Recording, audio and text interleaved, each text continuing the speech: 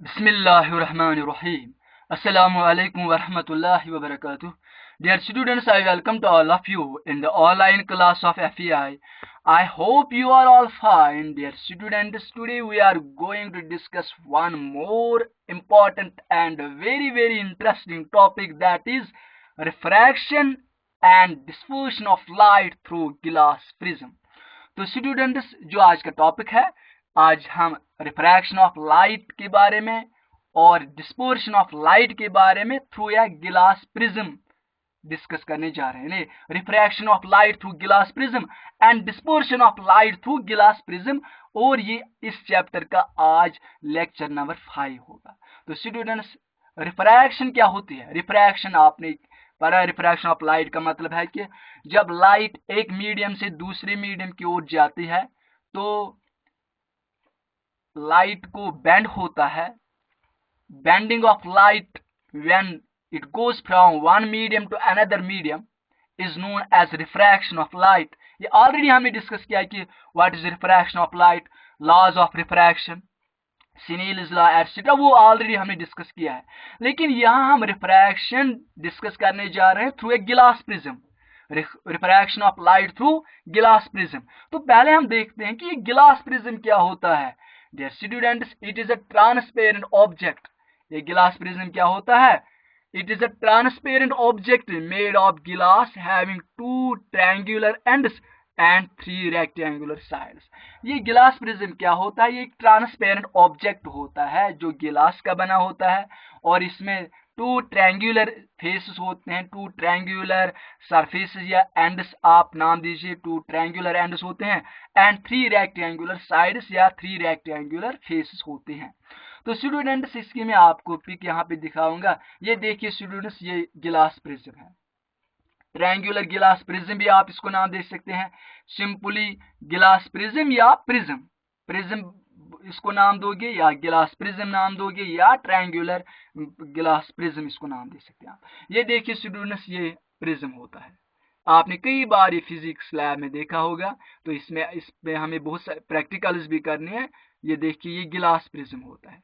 और स्टूडेंट्स, ये जो यहाँ पे the angle between the 2 face of prism, यहाँ पे देखिए, इसको हम एंगल ऑफ प्रिज्म कहते हैं, प्रिज्म एंगल और एंगल ऑफ प्रिज्म। ये रिफ्रैक्टिंग फेस होते हैं स्टूडेंट्स, ये क्या होते हैं? Refracting face. और ये बेस ऑफ प्रिज्म कहलाती है। इसको क्या कहते हैं? Base of prism. तो स्टूडेंट्स, यहाँ पर भी आप देख लीजिएगा, ये जो आपको ये कलर्स यहाँ पर आपको दिख रहे हैं, ये हमें डिस्पर्शन अभी हम डिस्कस कर रहे हैं, डिस्पर्शन भी। लेकिन प्रिज्म देखिए आप, ये देखिए, ये गिलास प्रिज्म है। ये क्या है? Glass prism. तो अब गिलास प्रिज्म क्या है? It is a transparent object made of glass having 2 triangular ends and 3 rectangular sides. तो students, opposite face of glass prism are not parallel to one another. ये चीजें आपको याद रखनी है कि अपोजिट फेसेस या opposite surface of the glass prism are not parallel to one another. जो अपोजिट फेस होते हैं गिलास प्रिज्म के, वो पैरेलल नहीं होते हैं, but the opposite face of glass slab are parallel to each other. यहाँ पे एक डिफरेंशिएटिंग पॉइंट है कि ये आपको याद रखना है। जो हमने गिलास स्लैब हमने डिस्कस किया है, उसमें हमने देखा कि जो गिलास स्लैब है उसके अपोजिट फेसेस पैरेलल होते हैं, लेकिन जो प्रिज्म होता है, गिलास प्रिज्म जो होता है, इसमें अपोजिट फेसेस पैरेलल नहीं होते हैं। तो देखिए स्टूडेंट्स, यहाँ पे गिलास प्रिज्म है, यहाँ पे क्या है? गिलास प्रिज्म है। तो स्टूडेंट्स, जब हम यहाँ पे गिलास प्रिज्म लेते हैं, जब इस पे हम रे ऑफ लाइट इस पे डालते हैं, ये देखिए, इस प्रिज्म का नाम मैंने PQR रखा। क्या इसको नाम रखा? PQR। ये PQ एक फेस, PR दूसरा साइड और QR दूसरा साइड, यानी बेस है। यहाँ पे जब मैंने एक रे ऑफ लाइट डाली, जो हमने रे इस पे डाली, उसको क्या कहते हैं? Incident ray. AB represents the incident ray. Dear students, AB represents the incident ray. अब देखिए स्टूडेंट्स, ये अब ये ईयर में ये रे है, ये रे जो इंसिडेंट रे, ये कहां से आई? ईयर से। अब यानी ये ईयर में ट्रैवल कर रही है। अब ये किस में अब एंटर हुई? गिलास प्रिज्म है, गिलास प्रिज्म है। क्योंकि गिलास प्रिज्म अलग मीडियम है और ये ईयर अलग मीडियम है। आपने पढ़ा जो जब हमने लाइट चैप्टर स्टार्ट किया था कि ये जो ईयर होता है ये रेयरर मीडियम होता है और ये गिलास स्लैब या गिलास प्रिज्म या गिलास ऑब्जेक्ट्स ये डेंसर मीडियम होते हैं। और एयर में स्पीड ऑफ लाइट ज्यादा होती है as compare to the speed of light in glass.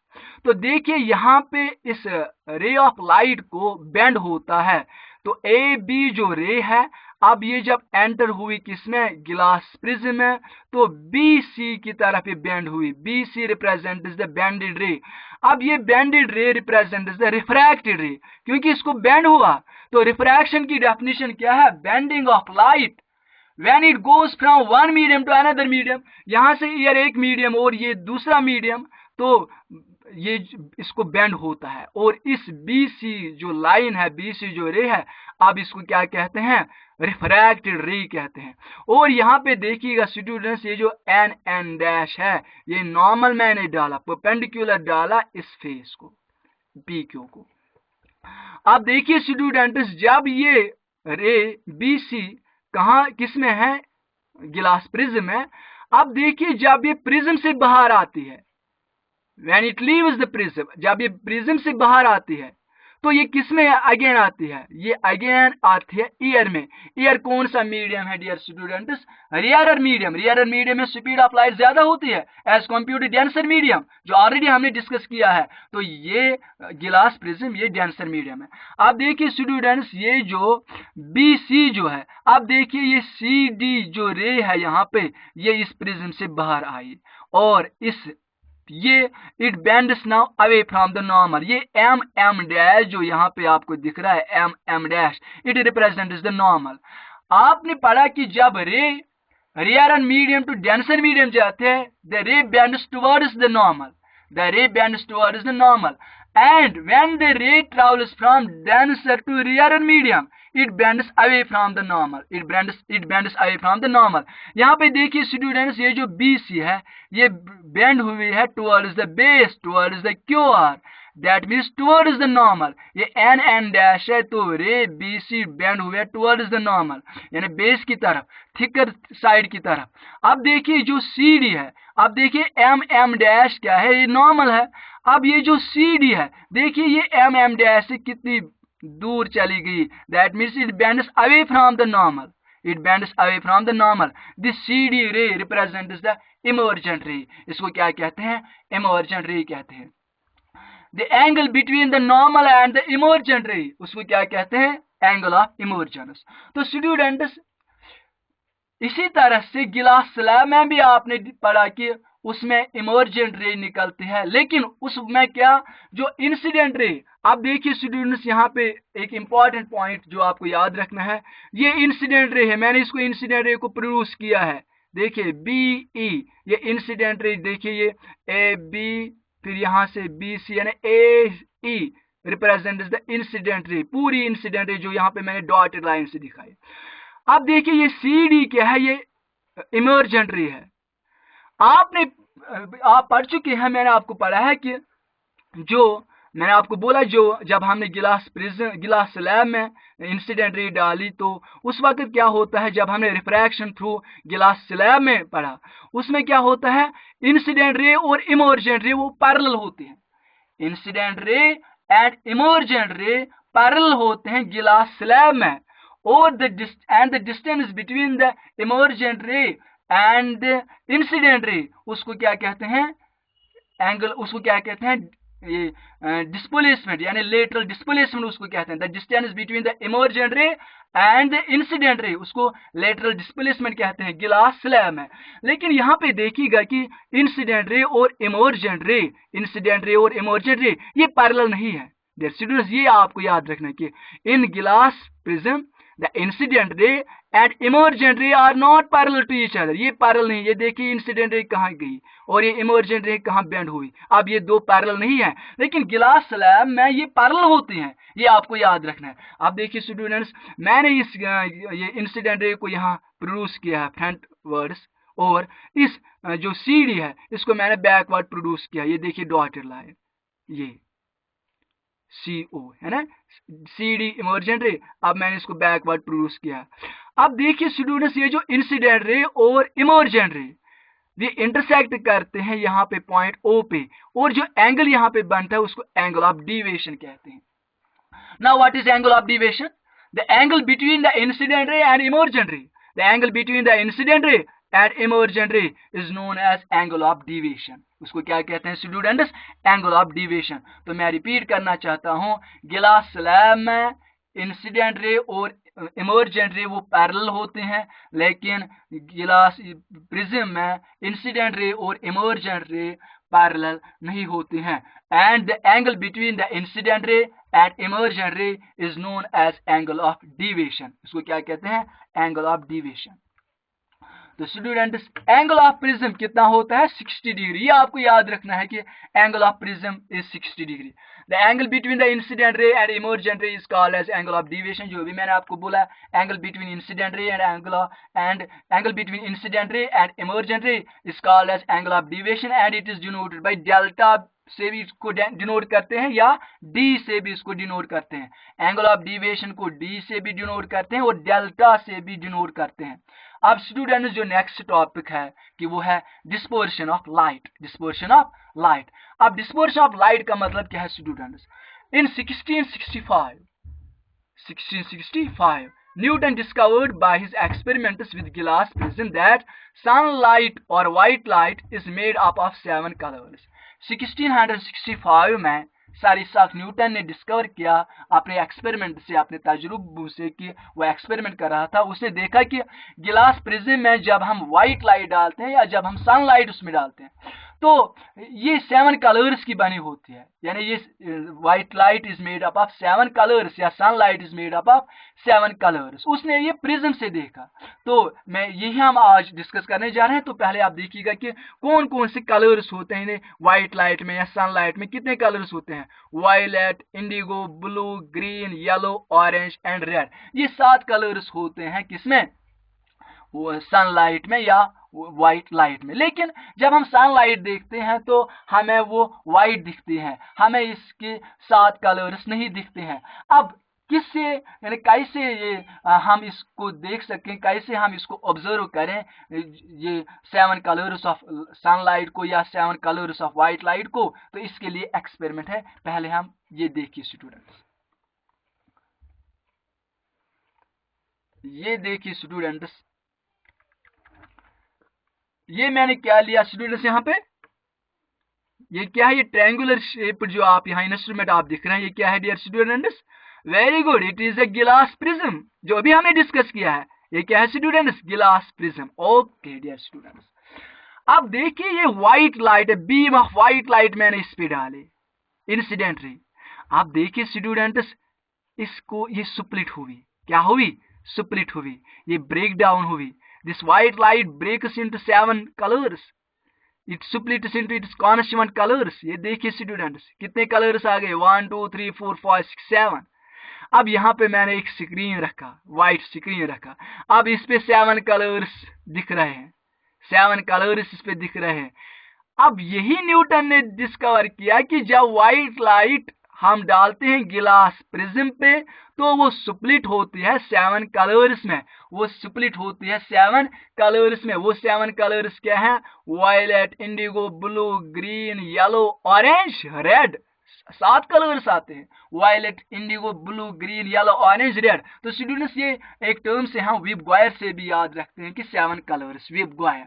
तो स्टूडेंट्स, यहाँ पे इसी को व्हाइट लाइट हमने डाली प्रिज्म पे, ये स्प्लिट हुई कितने कलर्स में? 7 कलर्स में।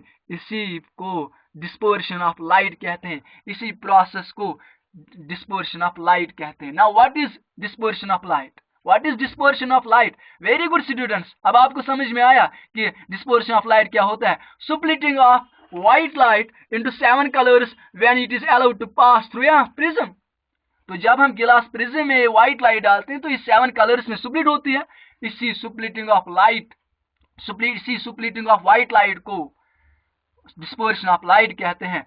और ये जो 7 कलर्स बनते हैं ना डियर स्टूडेंट्स इस स्क्रीन पे, this group of 7 colours, this band of 7 colours is known as spectrum. इसको क्या कहते हैं? Spectrum, SPECTRUM, spectrum.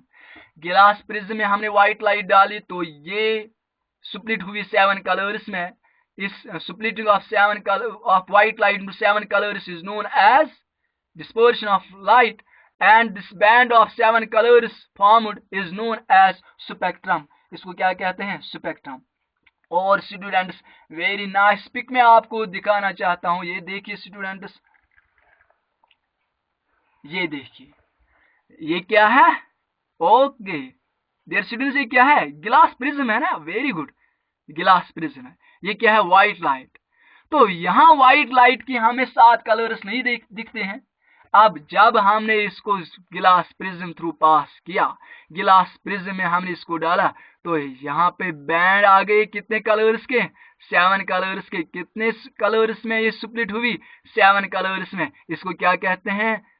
dispersion of light। This band of 7 colors formed is known as spectrum।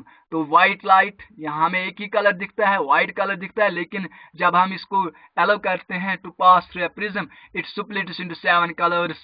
This splitting of 7 color of white light, this splitting of white light into its constituent colors, that means के splitting of white light into its 7 colors is known as dispersion of light, and this band of 7 colors formed is known as spectrum। इसको क्या कहते हैं? Spectrum. तो students ये spectrum very interesting topic है। तो यानी ये इंटरेस्टिंग टॉपिक है कि आपको आप समझ में आया होगा कि ये स्पेक्ट्रम क्या होता है।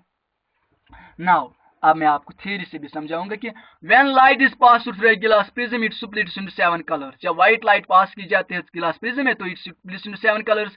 The splitting of white light on passing through a transparent medium like glass prism is called as dispersion of light. इसको क्या कहते हैं? Dispersion of light. जो मैंने आपको बोला कि ये जो व्हाइट लाइट हम पास करते हैं थ्रू ए ट्रांसपेरेंट मीडियम हम यहाँ पे क्या लेते हैं? गिलास प्रिज्म लेते हैं, तो ये स्प्लिट होती है 7 कलर्स में, इसको डिस्पर्शन ऑफ लाइट कहते हैं। Band of 7 colours formed is called as spectrum. जो ग्रुप बनता है 7 कलर्स का यहाँ पे, उसको स्पेक्ट्रम कहते हैं। बैंड ऑफ 7 कलर्स को क्या कहते हैं? स्पेक्ट्रम। दस white light is a mixture of 7 colours. तो इस एक्सपेरिमेंट से हमें पता चलता है, प्रूव होता है कि जो व्हाइट लाइट है it is a mixture of 7 colours. It is a mixture of 7 colours. यहाँ पे मैंने और एक ट्रिक दिखाई, ये बीम ऑफ व्हाइट लाइट है, तो जब प्रिज्म में डालते हैं तो 7 कलर्स में स्प्लिट होती है, violet, indigo, blue, green, yellow, orange, red. तो स्टूडेंट्स की यहाँ पे आपको याद रखना है कि जो व्हाइट लाइट जो मेड अप ऑफ 7 कलर्स हैं, लेकिन इसमें जो रेड कलर है वो स्पेक्ट्रम के ऊपर आता है, टॉप पे। रेड कलर कहाँ पे? टॉप पे। और ये जो वायलेट कलर ये बॉटम ऑफ द स्पेक्ट्रम पे है, बॉटम ऑफ स्पेक्ट्रम।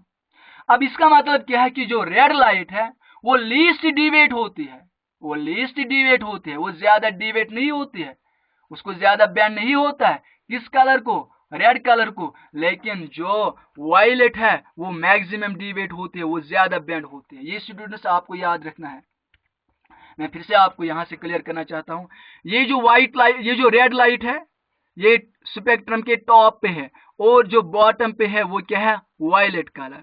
अब इसका मतलब है कि जो रेड कलर है, जो रेड लाइट है वो ज्यादा डिवेट नहीं होती है, लेकिन जो वायलेट है वो मैक्सिमम डिवेट होती है। वो क्या होते हैं? मैक्सिमम डिवेट। तो स्टूडेंट्स का रीजन क्या है? जो रेड लाइट है उसकी वेवलेंथ ज्यादा है, रेड लाइट की वेवलेंथ ज्यादा है, लेकिन वायलेट की वेवलेंथ कम है। अब जिसकी वेवलेंथ ज्यादा वो कम डिवेट होती है, जैसे कि आपने देखा कि रेड कम डिवेट होती है, और जो वायलेट है वो ज्यादा मैक्सिमम डिवेट होते हैं, क्योंकि उसकी वेवलेंथ कम है। वायलेट की वेवलेंथ कम है, लेकिन रेड की वेवलेंथ ज्यादा है। तो स्टूडेंट्स कॉज ऑफ डिस्पर्शन क्या है? कॉज ऑफ डिस्पर्शन क्या है? Dispersion of white light occurs because the angle of refraction or angle of bending of lights of different colors is different when passing through the glass prism। तो students ये जो dispersion of light हमने discuss किया है कि इसमें जो light bend होती है, रिफ्रैक्ट होती है, हर एक कलर की जो रिफ्रैक्शन एंगल है, एंगल ऑफ बेंडिंग जो है वो डिफरेंट है। वो क्या है? डिफरेंट। इसीलिए ये अलग अलग यानी ये डिफरेंटली बेंड होते हैं, डिफरेंटली ये रिफ्रैक्ट होते हैं। तो ये काज है डिस्पर्शन ऑफ व्हाइट लाइट का। आपको मैं फिर से डेफिनेशन देना चाहता हूँ काज ऑफ ये डिस्पर्शन की। Dispersion of white light occurs because the angle of refraction of angle of bending और angle of bending of lights of different colours, वो डिफरेंट कलर्स क्या है, violet, indigo, blue, green, yellow, orange, red, is different when passing through the glass prism. तो students जैसे कि अभी मैंने आपको बोला, red colour is deviated least, red colour deviate कम होते हैं, hence it forms the upper part of the spectrum, इसलिए स्पेक्ट्रम के टॉप पे है। Violet colour is deviated the maximum, so it forms the lower part of the spectrum. तो students और एक इसमें हम टर्म डिस्कस करने जा रहे हैं, वो है recombination of spectrum colours to give white light. तो ये जो स्पेक्ट्रम जो अभी हमने देखा कि इसके जो डिफरेंट कलर्स हैं, इनको हम कंबाइन भी कर सकते हैं, रिकॉम्बाइन भी कर सकते हैं, जिसको हम रिकॉम्बिनेशन ऑफ स्पेक्ट्रम कहते हैं। And to also to give a white light, to give a single white beam. ये देखिए स्टूडेंट्स, यहाँ पे मैंने यहाँ पे स्टूडेंट्स कितने प्रिज्म्स लिए, 2 गिलास प्रिज्म्स मैंने लिए। एक है स्टूडेंट्स पी क्यू आर, दूसरा है P dash Q dash R dash. तो ये जो है ये अपनी पोजीशन में है और ये इन्वर्टेड पोजीशन है, इन्वर्टेड पोजीशन में है। एक प्रिज्म मैंने यहाँ पे लिया, दूसरा यहाँ पे, इसकी जो ये सीधा मैंने रखा और ये उल्टा मैंने रखा, अपराइट उसको मैंने रखा और इसको उल्टा इन्वर्टेड मैंने रखा। इस प्रिज्म को साइड बाय साइड मैंने इनको रखा। ये क्या है, व्हाइट लाइट। जब प्रिज्म में ये हम जब ये प्रिज्म में डालते हैं, जब ये प्रिज्म में एंटर होते हैं, तो it splits, white light splits into 7 colours, जो भी आपने देखा कि 7 कलर्स में स्प्लिट होते हैं। अब यहाँ पे जो मैंने दूसरा प्रिज्म रखा वो मैंने इन्वर्टेड रखा, उसमें जब ये स्प्लिट ये होती है तो वो कंबाइन होते हैं, कंबाइन होते हैं, इनको नजदीक नजदीक लाता है तो व्हाइट बीम लाइट यहाँ से निकलती है। सो यहाँ पे एक प्रिज्म ने क्या किया, इसने इसको डिस्पर्स किया, तो दूसरे प्रिज्म इनको रिकम्बाइन किया, तो ये देखिए white light, small dot of, single dot of white light यहाँ से आया। यहाँ पर जो सिंगल लाइट है व्हाइट लाइट, यहाँ पे फिर से। तो ये 2 प्रिज्म्स इसको क्या करते हैं, जब हम इनको ये इन्वर्टेड एक को यानी एक को सीधे पोजीशन में रखते हैं और दूसरे को क्या रखते हैं, उल्टी पोजीशन में रखते हैं, इन्वर्टेड रखते हैं। This is upright and this is inverted position. तो ये क्या करते हैं, इनको रिकम्बाइन करता है, जिसको हम recombination of spectrum of colours कहते हैं। उसको क्या कहते हैं, recombination of spectrum colours to give a white beam. तो मैं आपको स्टूडेंट्स फिर से एक यहाँ पे पिक्स के जरिए आपको दिखाना चाहता हूँ। ये क्या है, ये गिलास, ये प्रिज्म है, गिलास प्रिज्म, ये इसमें डिस्पर्शन होती है। तो दूसरे प्रिज्म, चूंकि दूसरा प्रिज्म हमने उल्टा रखा है, इन्वर्टेड रखा है, ये रिकॉम्बाइन इन रेज को करता है। क्या कहता है, रिकॉम्बाइन। तो यहाँ से क्या निकलते हैं, फिर व्हाइट, सिंगल व्हाइट बीम यहाँ से निकलती है। तो recombination of spectrum colours to give a white beam. फिर से मैं रिपीट करना चाहता हूँ, ये एक प्रिज्म है, इसमें डिस्पर्शन हुआ है इस व्हाइट लाइट को, तो स्प्लिट हुए 7 कलर्स में। यहाँ पे मैंने और एक प्रिज्म रखा, वो इन्वर्टेड पोजीशन में है, तो इससे इस दूसरे प्रिज्म, चूंकि ये दूसरा प्रिज्म जो है ये इन्वर्टेड पोजीशन में है, इससे इनको रिकम्बाइन किया एंड फॉर्म है सिंगल व्हाइट लाइट, जो यहाँ पे स्क्रीन पे आप देखोगे तो यहाँ पे सिंगल डॉट आएगा। तो स्टूडेंट्स इसका कॉज क्या है वो भी आपको बताना चाहता हूँ।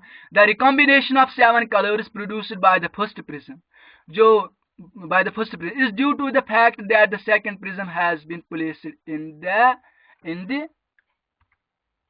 reversed position, due to which the refraction produced by the second prism is equal and opposite to that produced by the first prism। तो स्टूडेंट्स यहाँ पे हम क्या रखते हैं, जो सेकंड प्रिज्म हमने रखा वो इन्वर्टेड पोजीशन है, रिवर्स पोजीशन में है, due to which the refraction produced by the second prism is equal and opposite to that produced by the first prism. जिसमें क्या होता है, जो फर्स्ट प्रिज्म है वो तो डिस्पोज करता है, जो सेकंड है वो उनको रिकम्बाइन करता है, तो equal and opposite to that produced by the first prism, जिसकी वजह से ये रिकम्बाइन होते हैं and single beam of white light बनते हैं। डियर स्टूडेंट्स, आई होप कि आपको ये टॉपिक अच्छे से समझ में आया होगा। इस टॉपिक के रिलेटेड आप कोई भी क्वेरी होगी तो आप मेरे साथ कांटेक्ट कर सकते हैं। फिर अमानिल्लाह, अस्सलामु अलैकुम।